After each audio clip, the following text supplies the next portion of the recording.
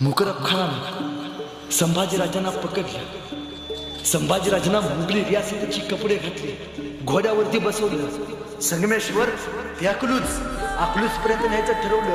का हे अकलूज औरंगजेबाचं शहर, 40,000चा सेनासागर संभाजीराजांची वाट बघत बसला होता.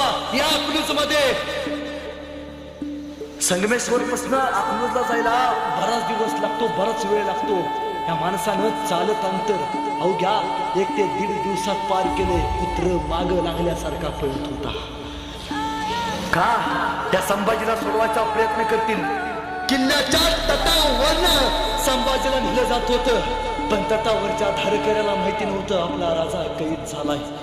गावच्या वेशीवरनं आपल्या राजाला नेलं जात होतं. वारीला जाणाऱ्या वारकऱ्याला आणि गावकऱ्याला माहिती नव्हतं आपला राजा कैद झालाय.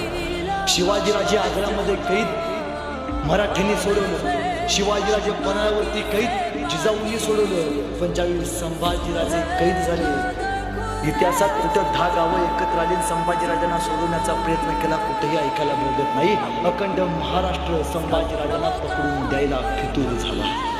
आणि अकलूज मध्ये 40,000चा सेनासागर औरंगजेबाचा मुकरब खानाला मिळाला. शंभूराजांना घोड्यावरनं खाली टाकलं.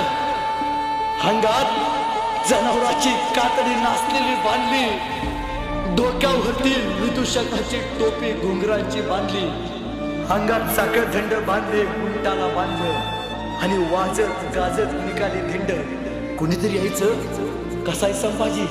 या औरंगाबादची लोक बघायला एकमेकाच्या डोक्यावरती, एकमेकाच्या खांद्यावरती, माळावरती. कसाय संभाजी? कोणतरी यायचं. संभाजीराजांच्या अंगावरती थुंकायचं. कोणतरी यायचं, टगल मारायचं. कोणीतरी यायचं, तलवारीनं नक्षी काम करायचं. बघितला असता वाटला नसता मराठ्यांचा छत्रपती आहे. भूतासारखी अवस्था करून ठेवली होती. कोणीतरी यायचं, उंटाची शक्ती फिरगायचं. उंटा थया थया थया नाचायचा. अंगातले साखरधंड टोचायचे, बोचायचे, जागोजागी रक्त रक्त रक्त. राजा झुकला नाही, औरंगजेबाच्या पाया अजिबात पडला नाही.